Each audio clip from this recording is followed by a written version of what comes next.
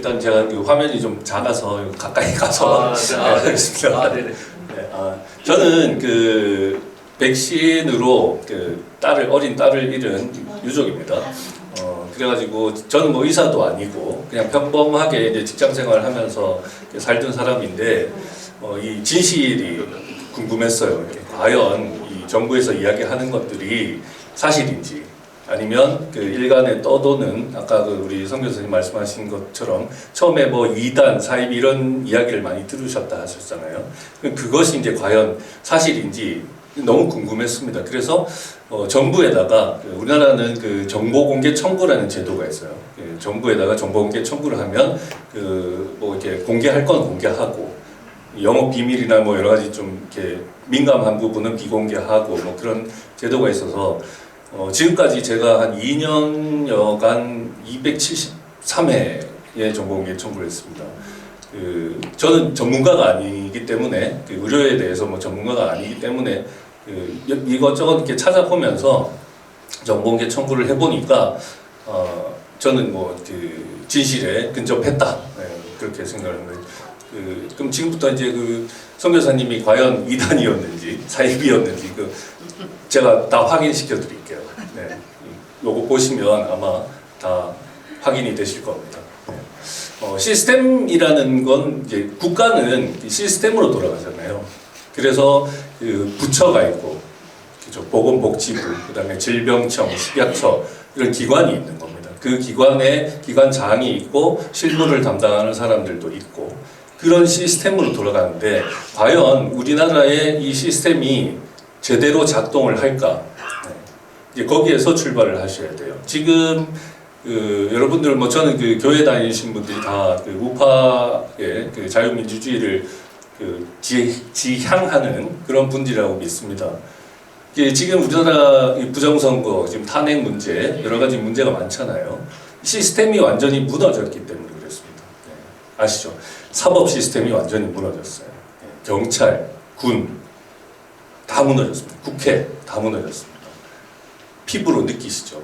그런데 절대 무너져서는 안 되는 국민의 건강과 생명을 책임지는 국가기관, 식약처, 질병청, 보건복지부 이 사람들은 무너져서는 안 되는데 안타깝게도 이 사람들이 가장 먼저 무너졌다. 그것을 제가 증거로 보여드리겠습니다. 다음 네. 방역의 기본은 감염원을 차단하는 거죠. 바이러스가 퍼지지 않게 만드는 게 방역의 기본입니다. 바이러스는 퍼지게 놔두고 백신만 갖다가 막 맞는다고 해서 방역이 되는 게 아니죠. 그런데 문재인 정부는 어떻게 했습니까? 처음에 중국이 입국 여성이 첫 확진자가 나왔어요. 그래갖고 이제 부처에서 이거 중국에서 이제 시작이 됐으니까 이거 다 막아야 된다. 그렇지만 2시간 만에 철회를 합니다. 중국과 고통을 함께 나눠야 된다. 문재인이 한 이야기입니다. 그래서 입국을 허용을 했어요. 그때부터 급격하게 퍼지기 시작했습니다. 시간이 없기 때문에 자세한 이야기는 가면서 진행하겠습니다. 치명률, 예전에 치사율 이렇게 들어보셨죠? 이 바이러스로 인해서 감염이 되면 사람이 죽을 확률이잖아요. 치명률은 0.0000 얼마입니다. 뭐 0.0002%라는 이야기도 있고 0.0004%라고 이야기도 있는데 문제는 제가 정보공개 청구를 한번 해봤어요. 자, 우리가 첫 접종을 아스트라제네카를 첫 접종했습니다. 21년 2월 26일부터 이제 접종을 했는데 코로나 첫 확진자가 13개월 전이었어요. 그러니까 우리나라에서 중국인 입국 여성이 첫 번째로 확진이 되고 백신이 나올 때까지 약 13개월 정도 기간이 있었습니다. 그러면 백신을 안 맞으면 안 된다. 사회적 거리두기. 지금 여기 한 100명 정도 모여 계시잖아요. 예전에 4명이서 밥 먹으면 어떻게 됐습니까? 벌금 10만 원씩 냈습니다. 불과 3년, 4년 전 이야기예요. 지금 그 장면이 상상이 가세요. 여기 모여 있으면 이게 벌금이 얼마입니까? 여기 모인 성교사님은 300만 원 벌금 내셨어요. 그게 불과 3년, 4년 전에 일어났던 이야기입니다. 그러면 그렇게 국민들을 통제할 만큼 코로나 바이러스가 위험했냐? 그죠? 가장 중요한 이야기잖아요. 그러면 첫 확진자가 나오고 나서 첫 번째 접종할 때까지 13개월 동안 그러면 코로나로 사망한 사람이 몇 명일까? 이거 되게 중요한 이야기죠. 몇 명일까요? 13개월 동안 48명입니다. 48명. 48명. 48명 사망한 거 가지고 국민을 그렇게 통제를 했던 겁니다. 이거는 순수 코로나 사망자, 기저질환 없는 사람이 코로나로 사망했는 경우를 이야기합니다. 기저질환 있는 사람은 약간의 뭐 다툼의 여지는 있잖아요. 기저질환 때문에 사망했는지 바이러스 때문에 사망했는지 그거는 확인을 해야 되는 절차가 필요하기 때문에 그건 제외하고 지금 여기 계시는 분들처럼 건강하신 분들이 그 13개월 동안 48명 사망했어요. 1년에 독감으로 그 사망하시는 분이 3,000에서 한 6,000명, 많게는 6,000명 그렇게 된다 하잖아요. 그러면 48명 사망해요. 말이 안 되는 겁니다. 그러면 자, 첫 확진자가 나오고 그 23년 8월 30일까지 그 전수조사를 했어요. 확진자, 1일 확진자 몇 명인지 이거를 계속 뉴스에서 나왔잖아요. 그 전수조사를 한 44개월인가? 한 40몇 개월간 그러면 순수 코로나 사망자는 몇 명일까? 독감이 뭐 예를 들어서 1년에 3,000명 사망한다고 치면 약 한 4년이면 몇 명? 12,000명 사망하잖아요. 그 약 4년여간 코로나로 순수 코로나로 사망한 사람은 1,521명입니다. 1,521명 사망한 것으로 국민들을 그렇게 올가맨 거예요. 다음 페이지 한번 보여주세요. 여기 보시면 내용이 요거는 요거는 자 그러면 그 여러분들 그 코로나 사망자가 수만 명이라고 이야기 들으셨죠? 그 왜 수만 명입니까? 기저질환자일까요? 그것도 궁금하시잖아요. 네. 그럼 코로나 사망자가 36,000명이 나온 이유가 뭐냐? 당시에 그 PCR 검사 들어보셨죠? PCR 검사 여기 안 해보신 분 계세요? 많이 해보셨죠, 그죠? 안 하면 안 되니까 PCR 검사는 그 CT 값이라는 게 있어요. 증폭률이라는 게 있어요. 증폭 그러니까 CT 값이 2면 2번 증폭을 시키고 이 CT 값이 되게 높습니다. 35인가 그렇습니다.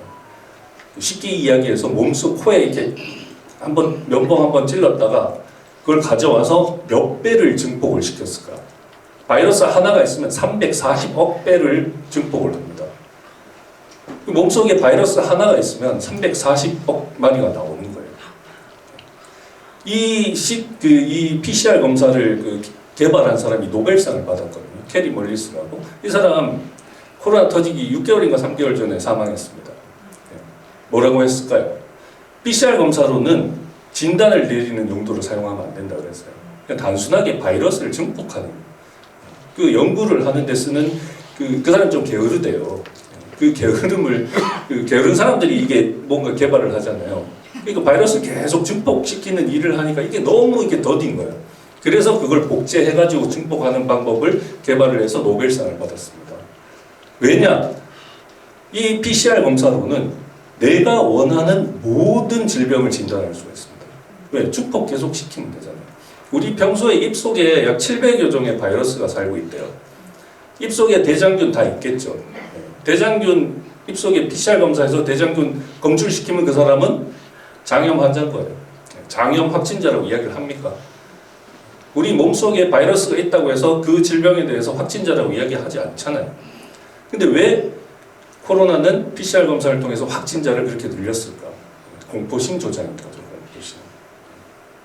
그러면 어디까지 선을 넘었다. 어디까지 했느냐? 사망자.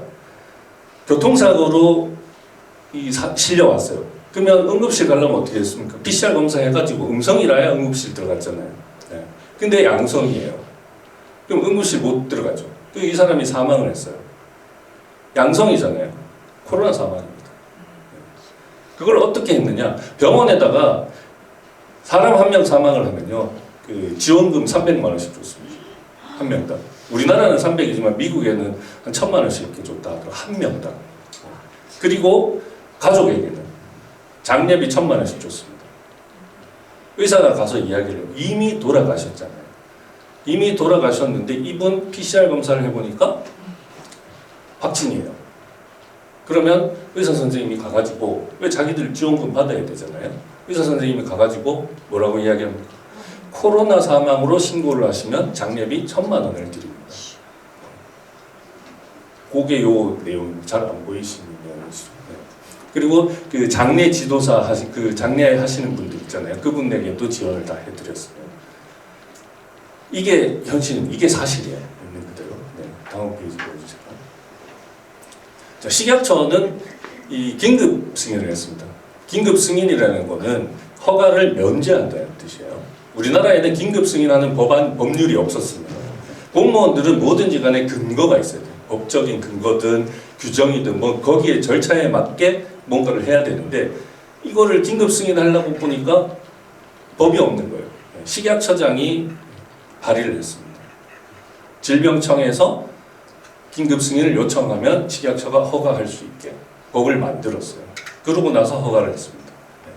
문제는 그 허가를 하면 이 백신 가지고 와가지고 이렇게 보면은 그 바이알이라고 그러죠.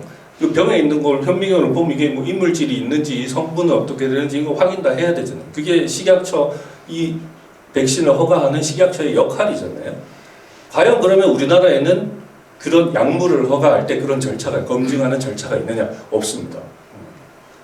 단지 제약사가 제출하는 허가 보고서 이거 우리가 이렇게 임상시험 해보니까 이렇습니다. 요거 허가해 주세요라고 제출하면 전문가들 몇 명 모읍니다. 약사, 뭐 의사 이런 거 몇 명 모아가지고 회의를 해요. 야, 이거 보고서 보니까 괜찮은 것 같은데? 괜찮아요. 패스, 허가 이렇게 합니다. 검증하는 절차가 없습니다. 요거 정보공개 청구로 다 밝힌 겁니다. 네. 그렇게 해서 만 16세 화이자, 아스트라제네카는 mRNA 백신이 아니거든요. 네. 화이자, 모더나 뭐 이런 것들이 이제 mRNA 백신인데 mRNA 백신 이제 화이자를 허가를 했잖아요. 3월달에 21년 3월달에 허가를 했어요. 허가를 하기 전에 임상시험이라는 걸 하잖아요.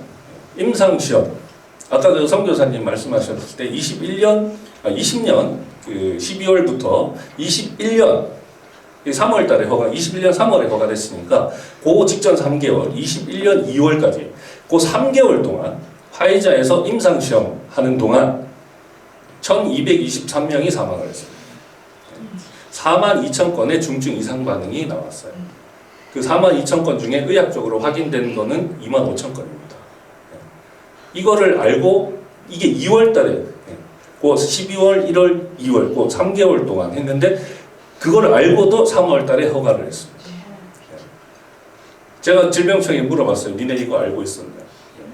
알고 있었다라고 이렇게 대답은 하지 않죠.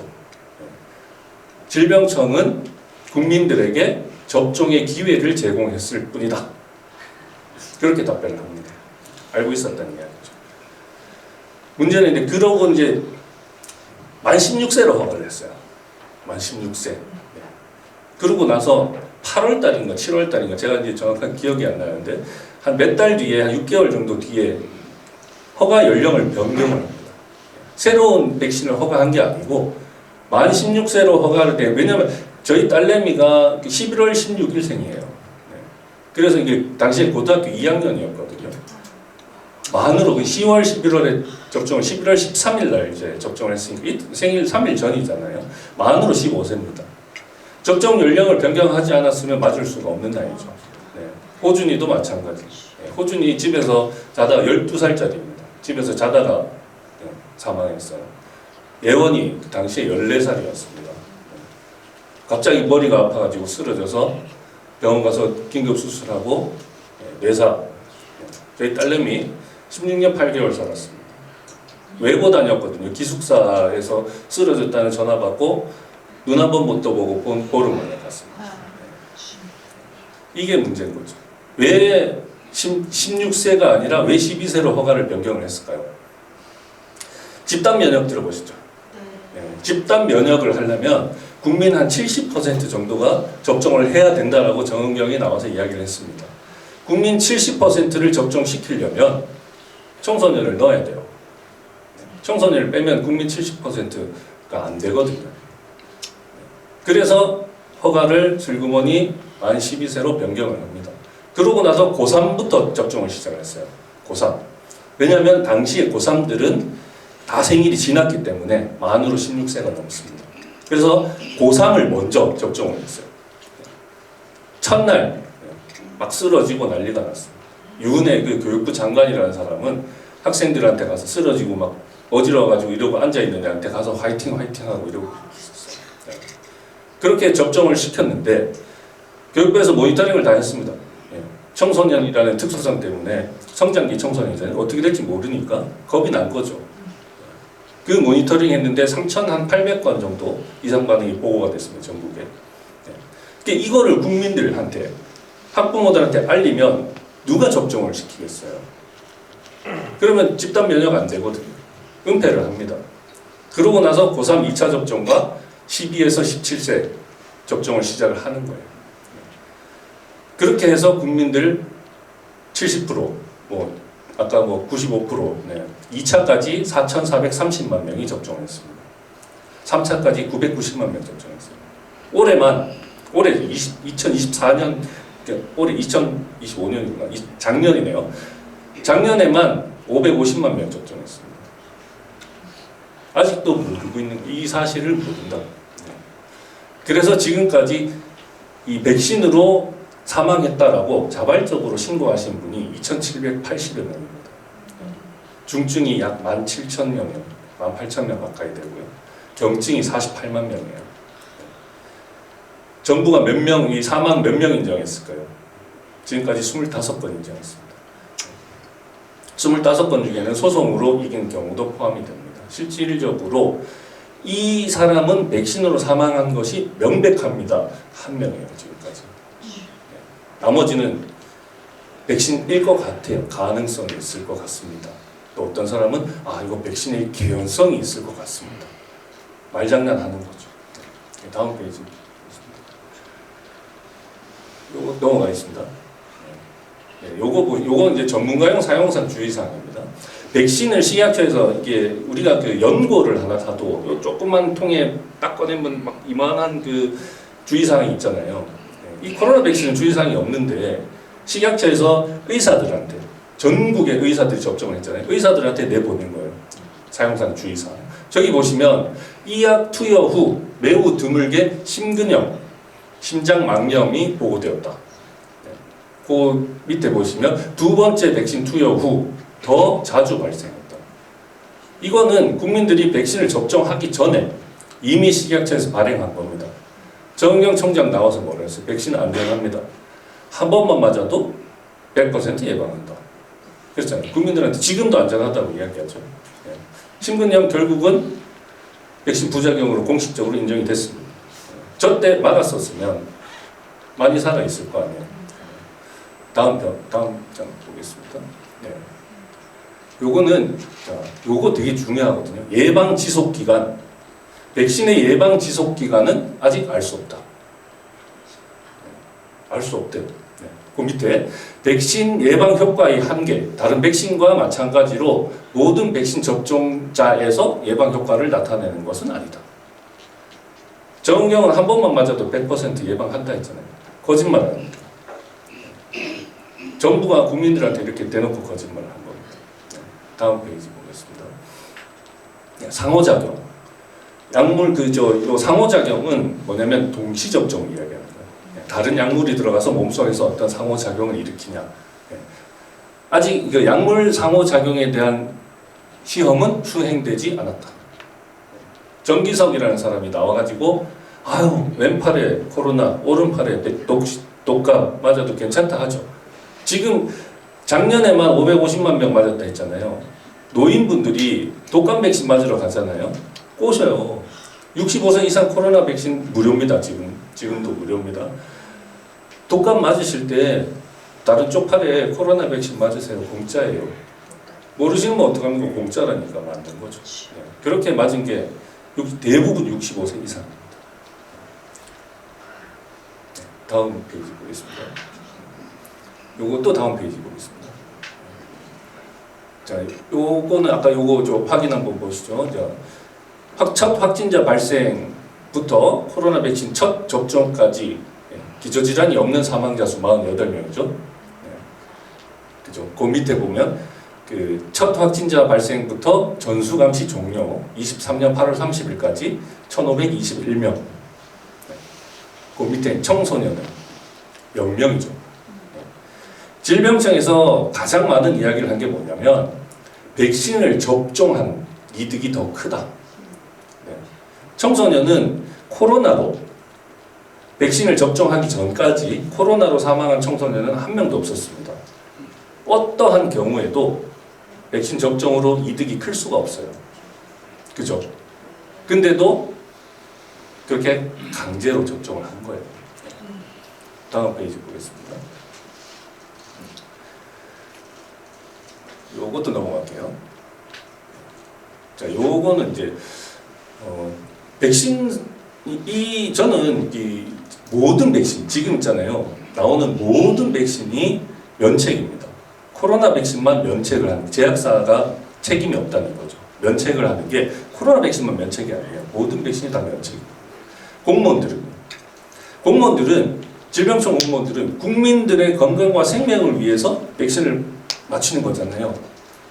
그런데 거기에다가 책임을 물을 수가 있느냐? 무과실 책임입니다. 과실이 없어요. 그러면 백신 맞고 문제가 생기면 누구 책임입니까? 접종자 책임. 만약에 백신 맞고 사망했다. 저희가 이제 지금 여러 건의 소송을 하고 있거든요. 입증 책임은 사망자 가족한테 있어요. 저희가 져야 돼요. 네. 만약에 이 모든 게 밝혀지더라도 공무원들은 무과실 책임이 없어요. 제약사 면책입니다. 결국은 여러분들이 책임을 지셔야 됩니다. 다음 페이지 보겠습니다. 자, 요것도 되게 중요해요. 시간적 개연성. 그 문제가 가장 큰 문제입니다. 지금 시간적 개연성이라는 것에 묶여 있어요. 저희들은 백신을 접종하고 42일 이내만 인정을 해줍니다. 말이 42일이지 실제로 저희가 들어가 보면 뇌출혈 같은 경우는 이틀인가 3일 이렇게밖에 인정을 안 해줘요. 아니래요. 근데 지금 저희가 이제 그 소송을 하면서 여러 가지 논문도 번역하고 해가지고 이렇게 보니까 어떤 논문에는 그 몸속에 이게 뭐 정기혁 박사님 말씀하시겠지만 이 mRNA 백신은 몸속에서 항원을 만들어내는 방식이잖아요. 기존의 백신은 그냥 그 바이러스를 살짝 죽이든지 완전히 죽여가지고 몸속에 이제 집어넣는 방식이고 이거는 몸속에서 그 항원을 만들어내요. 근데 만들어내면 우리 몸이 면역 반응을 해가지고 항체를 형성을 해야 되잖아요. 항체를 형성하면 항원이 사라져야 돼요. 그죠? 그렇게 이야기를 했단 말입니다. 질병청에서. 질병청이 뭐라 그랬냐면 백신 맞으면 맞은 부위에만 머물고 일주일 이내에 다 사라진다고 했어요. 근데 시간이 지나 보니까 그 스파이크 단백질을 계속 생성하는 것이 사라졌느냐? 안 사라지고 있습니다. 그 어떤 연구에는 뭐 187일까지 이제 그 연구를 그렇게 한 6개월 정도 한 거고. 최근에 나온 그 백신은 최근에 나온 그 논문은 700일. 700일까지도 스파이크 단백질이 잔존하더라. 그 어떤 그 논문에는 그 이따가 이제 뒤에 다 보여드릴게요. 어떤 논문에는 그 360여 명의 그 사망자, 코로나 그리고 백신 맞으신 분들 사망자를 부검을 했어요. 부검을 해가지고 그 의사 3명이 각각 따로따로 들어가가지고 이것이 백신과의 연관성이 있는지를 이제 확인한 거죠. 그래서 이제 자기 의견을 다는 거예요. 예스면 예스, 노면 노. 거기 보니까 뭐 185일, 3명 다 예스. 코로나 폐렴. 그 사인이 코로나 폐렴인데 이거는 코로나 바이러스가 아니라 백신이야. 298일도 있고요. 안타깝지만 지금 여러분들 몸에서도 계속해서 백신 맞으신 분들은 스파이크 단백질이 계속 생성이 된다. 언제 멈출지 모르겠다. 저는 뭐 의사가 아니기 때문에 자세한 건 모릅니다. 다만 소송을 준비하면서 그 논문들 내용을 알아야 저희가 뭐 이렇게 질병청 의견을 반박을 하니까 그 정도 공부한 정도예요. 근데 이제 저희한테 유리한 논문들만 보다 보니까 이제 조금 이해도는 좀 많이 높아진 편입니다. 다음 페이지 보겠습니다. 다음 페이지 볼게요. 네, 요것도 되게 중요하죠. 요 그 왼쪽에 있는 퍼스트 도즈라고 이제 첫 번째 맞은 이제 백신인데 요거 아까 말씀드린 그 부검 결과입니다. 있습니다. 첫 번째 1차 접종한 사람들은 대부분 사망자가 저 50일 미만에 있죠. 50일 밑에 있잖아요. 그죠? 근데 두 번째 백신 맞으니까 사망 시간이 지연이 되더라. 200일 언저리에 또 많이 있죠. 근데 총 사망자를 보면 3,010명하고 3,320, 약 10% 정도 차이 나죠. 그죠? 큰 차이는 없어요. 총 사망자는 큰 차이가 없는데 사망 시간이 지연이 되는 겁니다. 이거는 접종 횟수가 이렇게 계속 늘어날수록 사망 시간이 지연이 되더라. 그런 논문입니다. 다음 페이지입니다. 요것도 뭐 잘 안 보이시겠지만 요게 이제 사망 원인하고 백신 맞고 사망한 때까지 걸리는 시간, 그다음에 이것이 백신인지 아닌지 그거를 이제 설명한 그 논문. 요 빨간색 보면은 182일이죠. 백신 맞고 182일 만에 사망했는데 맨 오른쪽에 보시면 SSS잖아요.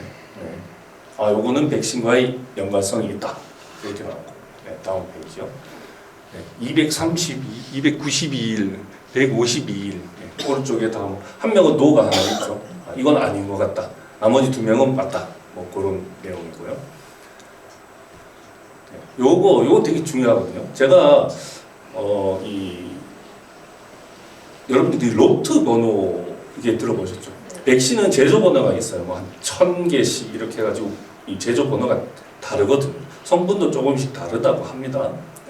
그러면 그 로트 번호별로 이상 반응이 다를 수가 있잖아요. 미국이나 일본은 그 베어스 시스템이라고 해서 다 공개를 해요. 우리도 거기 시스템 접속해가지고 그 백신 로트 번호별로 어떤 이상 반응이 나온지 지금도 확인할 수 있습니다. 그래서 저는 이제 우리나라 질병청에다가 국민들이 이렇게 많이 사망했다고 하니까 니네가 이걸 공개를 하면 미리 대비할 수가 있잖아요. 그래서 로트 번호별 이상 반응을 공개를 해라. 비공개를 한 거죠. 절대 공개할 수. 왜 공개를 못하냐? 공개될 경우 국민의 생명, 신체 및 재산의 보호에 현저한 지장을 초래할 우려가 인정된다는 거죠. 로트 번호별 이상 반응을 공개하면 저는 저걸 뒤집습니다. 국민의 생명과 이게 질병청 직원들의 생명이 걸린 일인 거죠. 절대 공개할 수 없다. 신고된 이상 반응 모두가 예방접종과 관련이 있는 것은 아니며 기저질환 등과 같은 개인의 상황에 따라 발생한 우연한 반응일 수 있습니다. 네, 그럴 수 있죠. 근데 아닐 수도 있죠. 질병청이 주목해야 되는 거는 아니다가 아니고 이 백신 때문에 국민의 건강과 생명이 침해될 우려가 있을 수도 있다는 것에 주목을 하고 거기에 대한 대비책을 세우는 게 질병청의 역할이잖아요. 근데 못하겠다는 거죠. 자, 이러한 내용은 해당 백신에 대한 불안감을 조성할 수 있으며 이는 예방접종 기피로 이어져 국민들이 감염병의 위험에 노출될 우려가 있고 생명, 신체 보호에 현저한 지장을 초래할 우려가 있다고 사료됩니다. 그러니까 쓸데없는 소리 하지 마라. 이런 약간 훈계조죠. 되게 기분 나쁘더라고요. 저거 딱. 그래갖고 제가 또 전화해가지고 네 일이나 똑바로 해라. 그래갖고 또 한 번 한참 싸웠습니다. 자, 그 밑에 거 이거 매우 중요한 겁니다. 임상시험은 뭡니까? 백신을 이렇게 맞은 사람하고 백신을 안 맞은 사람하고 비교를 하는 거잖아요. 비교를 이렇게 하는데 제일 좋은 게 뭡니까? 전 세계 인구 다 맞춰가지고 비교해보는 게 제일 좋잖아요. 제가 이제 고민을 해보다가 야 그러면 니네 국민들이 이렇게 접종을 해가지고 아프다고 신고한 사람이 50만 명이 넘잖아요. 이거를 제약사에 제공하기로 했냐 안 했냐. 만약에 이거를 제약사에 제공을 하기로 했으면 질병청은 국민을 상대로 임상시험한 거잖아요. 비공개를 하더라고요. 이 정부 기관은요, 이 정보공개 청구에서 세 가지 답변을 할 수 있습니다. 비공개가 있고, 부존재가 있고요, 공개가 있습니다. 부존재는 그러니까 쉽게 이야기를 하면 그런 문서를 자기들이 작성한 적이 없다 하면 부존재 없어요 하는 거예요. 근데 있는데 공개를 못한다, 비공개죠. 저는 당연히 부존재가 나올 것이다 라고 생각했는데 비공개하는 겁니다. 시간이 다 됐네요.